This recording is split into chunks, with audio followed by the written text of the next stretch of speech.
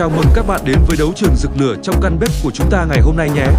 Tại đây, hai đối thủ nặng ký là bếp Từ và bếp Hồng Ngoại đang chuẩn bị bước vào một cuộc chiến vật lý vô cùng gay cấn để xem ai mới thực sự đỉnh. Tori đang đứng hình giữa hai lựa chọn khó khăn này vì không biết nên gửi gắm nồi lẩu cá cho ai đây. Một bên thì đỏ rực như mặt trời mùa hạ, còn một bên thì lại lầm lì và lạnh lùng như người yêu cũ, khiến anh chàng vô cùng bối rối. Hãy bắt đầu với anh chàng bếp Hồng Ngoại đầy nhiệt huyết này trước tiên các bạn nhé. Cơ chế hoạt động của nó thực chất giống hệt như một chiếc bóng đèn dây tóc khổng lồ đang cố gắng tỏa sáng, nhưng thay vì phát sáng thì nó lại tập trung tỏa nhiệt. Khi dòng điện chạy qua các vòng dây điện trở làm từ hợp kim đặc biệt dưới mặt kính thì ma sát nguyên tử xảy ra. Các electron chen lấn xô đẩy nhau mạnh mẽ tới mức làm cho dây dẫn nóng đỏ lên và phát ra các tia hồng ngoại mang năng lượng. Năng lượng nhiệt này sau đó sẽ xuyên qua lớp kính gốm chịu nhiệt để truyền trực tiếp vào đáy nồi theo nguyên lý bức xạ. Chính vì thế mà chúng ta luôn thấy một quầng sáng đỏ rực trông rất đáng sợ nhưng cũng vô cùng ấm áp vào mùa đông. Lợi thế lớn nhất của anh bạn Hồng Ngoại này chính là sự bao dung và không hề kén chọn một chút nào đâu. Dù bạn dùng nồi đất, nồi thủy tinh hay thậm chí là nướng trực tiếp một con mực khô lên bề mặt bếp thì nó vẫn vui vẻ chấp nhận. Tuy nhiên, nhược điểm của nó lại nằm ở sự lãng phí nhiệt lượng tỏa ra môi trường xung quanh quá nhiều khi đun nấu. Vì nó làm nóng mọi thứ xung quanh mặt bếp nên nếu bạn đứng gần thì cảm giác chẳng khác gì đang ngồi cạnh một cái lò sưởi cũ. Bây giờ chúng ta hãy cùng chuyển sang khám phá gã phù thủy công nghệ mang tên bếp Từ cực kỳ thông minh này. Trái ngược hoàn toàn với sự nóng nảy của bếp Hồng Ngoại, bếp Từ lại hoạt động dựa trên một phép màu vật lý được gọi là cảm ứng điện. Bên dưới mặt kính của bếp Từ là một cuộn dây đồng được cuộn lại một cách khéo léo và vô cùng tinh tế. Khi dòng điện xoay chiều chạy qua cuộn dây này, nó không hề nóng lên ngay lập tức mà lại tạo ra một từ trường biến thiên cực kỳ mạnh. Từ trường này dao động liên tục với tần số cao và sẵn sàng xâm nhập vào bất cứ vật thể kim loại nào ở gần. Nhưng có một điều kỳ lạ là nếu bạn đặt tay lên mặt bếp thì chẳng có chuyện gì xảy ra cả vì cơ thể bạn không dẫn từ. Chỉ khi chúng ta đặt một chiếc nồi có đáy nhiễm từ lên trên thì phép thuật thực sự mới bắt đầu được kích hoạt. Từ trường sẽ xuyên qua mặt kính và tạo ra những dòng điện xoáy nhỏ xíu gọi là dòng điện phao câu chạy loạn xạ bên trong đáy nồi. Những dòng điện phao câu này sẽ va chạm dữ dội với các phân tử sắt ở đáy nồi và tạo ra nhiệt lượng khổng lồ. Nói cách khác, thay vì bếp truyền nhiệt cho nồi thì chính chiếc nồi của bạn đang tự mình nóng lên nhờ sự kích thích của từ trường mạnh. Đây chính là lý do tại sao bếp Từ lại đạt được hiệu suất năng lượng cực cao lên tới 90% hiện nay. Hầu như toàn bộ điện năng đều được biến đổi thành nhiệt ngay tại đáy nồi mà không hề bị thất thoát ra ngoài không khí như bếp Hồng Ngoại. Bạn có thể đun sôi một nồi nước chỉ trong nháy mắt trong khi mặt bếp xung quanh vẫn hoàn toàn mát mẻ đến lạ.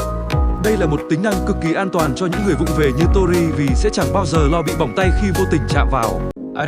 Thế nhưng anh chàng phù thủy này lại cực kỳ kén chọn và đỏng đảnh trong việc tìm kiếm người bạn đời là những chiếc nồi. Nếu đáy nồi của bạn không chứa sắt hoặc không có từ tính thì bếp Từ sẽ lạnh lùng từ chối và phát ra tiếng kêu báo lỗi.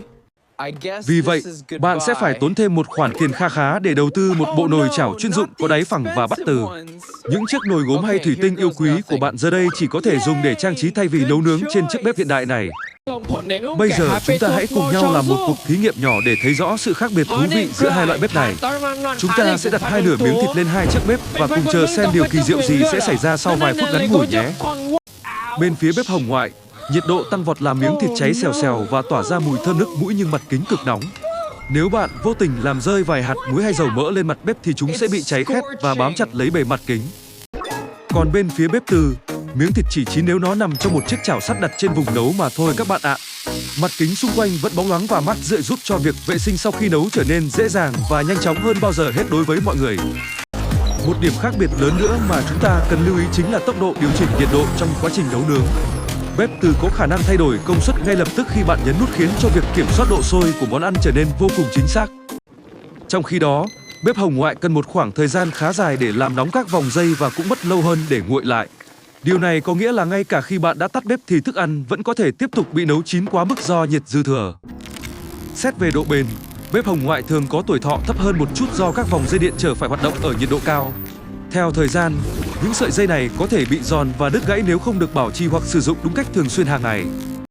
Ngược lại, bếp Từ sử dụng các linh kiện điện tử hiện đại nên ít bị hao mòn vật lý do nhiệt độ cực cao gây ra.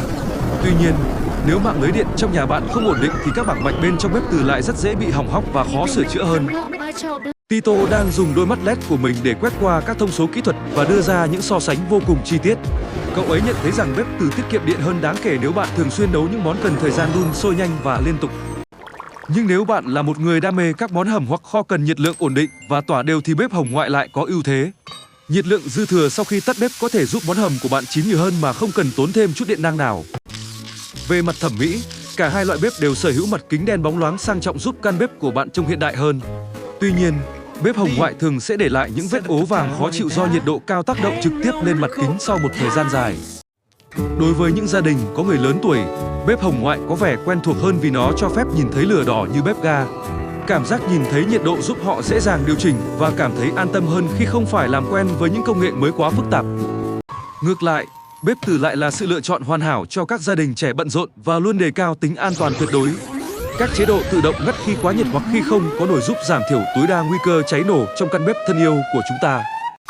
Tori đang thử làm món trứng ốp la trên cả hai bếp để kiểm tra độ chín đều của lòng đỏ trứng gà thơm ngon này. Anh chàng nhận ra rằng bếp từ giúp trứng chín rất nhanh nhưng cần phải thao tác thật khéo léo để không làm cháy phần rìa mỏng manh của trứng. Trong khi đó, bếp hồng ngoại cho phép anh ấy từ tốn lật miếng trứng mà không sợ nhiệt độ giảm đột ngột khi nhấc chảo lên. Đây chính là một điểm cộng nhỏ cho những người thích phong cách nấu ăn biểu diễn và thường xuyên phải di chuyển chảo liên tục trên bếp. Một vấn đề khác mà chúng ta thường hay bỏ qua chính là tiếng ồn phát ra từ chiếc quạt tản nhiệt của bếp từ hiện đại. Để bảo vệ các linh kiện điện tử, quạt thông gió phải hoạt động liên tục tạo ra những âm thanh ríu rít nhỏ có thể gây khó chịu đôi chút. Bếp hồng ngoại thì hoạt động im lặng hơn nhiều vì nó không có quá nhiều linh kiện nhạy cảm với nhiệt độ cần được làm mát.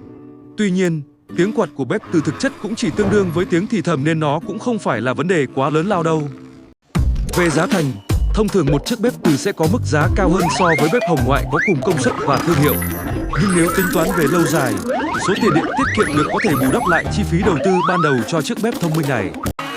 Tito đang cố gắng giải thích cho Tori bằng các ký hiệu trên mắt rằng việc lựa chọn bếp nào phụ thuộc vào thói quen ăn uống. Nếu bạn thích ăn đồ nướng tại bàn thì bếp hồng ngoại chắc chắn là một người bạn đồng hành không thể thiếu trong mỗi bữa tiệc. Còn nếu bạn chỉ muốn nấu nhanh bữa tối để kịp xem bộ phim yêu thích thì bếp từ sẽ là trợ thủ đắc lực nhất. Khả năng đun sôi nước nhanh gấp đôi so với bếp hồng ngoại sẽ giúp bạn tiết kiệm được rất nhiều thời gian quý báu của mình mỗi ngày. Đừng quên kiểm tra hệ thống dây điện trong nhà trước khi quyết định lắp đặt một trong hai loại bếp công suất lớn này nhé. Cả hai đều tiêu thụ một lượng điện năng khá cao nên cần có dây dẫn đủ lớn và cầu dao tự động riêng để đảm bảo an toàn. Tori vừa vô tình làm đổ một ít sữa lên mặt bếp từ đang hoạt động nhưng anh chàng không hề tỏ ra lo lắng chút nào. Chỉ cần một chiếc khăn ẩm lau nhẹ là mặt bếp lại sạch bong sáng loáng vì sữa không bị cháy khét trên bề mặt kính mát lạnh này. Nhưng nếu chuyện này xảy ra trên bếp hồng ngoại thì đó thực sự là một cơn ác mộng đối với bất kỳ ai làm nội trợ. Sữa sẽ bị cháy đen ngay lập tức và bám chặt vào mặt kính khiến cho việc tẩy rửa trở nên vô cùng vất vả và tốn thời gian. Hãy nhớ rằng bếp hồng ngoại phát ra tia hồng ngoại có lợi cho sức khỏe nhưng cũng có thể gây chói mắt nếu nhìn lâu. Vì vậy, các nhà sản xuất thường thiết kế mặt kính có khả năng lọc bớt ánh sáng chói để bảo vệ thị lực của người sử dụng tốt hơn. Trong khi đó, từ trường của bếp từ đã được chứng minh là hoàn toàn an toàn và không hề gây hại cho sức khỏe con người chúng ta. Khoảng cách tác động của từ trường rất ngắn nên nó chỉ tập trung vào đáy nồi mà không lan tỏa ra môi trường xung quanh quá xa. Tito đang biểu diễn một màn ảo thuật nhỏ bằng cách đặt một tờ giấy mỏng giữa đáy nồi và mặt bếp từ đang nấu. Thật kinh ngạc khi nước trong nồi vẫn sôi sùng sục mà tờ giấy mỏng manh ấy lại không hề bị cháy hay có dấu hiệu bị nóng lên. Thí nghiệm này chứng minh rõ ràng rằng nhiệt lượng chỉ được sinh ra bên trong vật liệu có từ tính chứ không phải do mặt bếp. Đây chính là đỉnh cao của vật lý ứng dụng mà chúng ta đang được tận hưởng trong cuộc sống hiện đại đầy tiện nghi ngày nay. Cuộc chiến giữa bếp từ và bếp hồng ngoại có lẽ sẽ không bao giờ có hồi kết vì mỗi loại đều có những ưu điểm riêng. Tùy thuộc vào túi tiền, nhu cầu sử dụng và cả sở thích cá nhân mà bạn có thể chọn cho mình một người bạn đồng hành tốt nhất.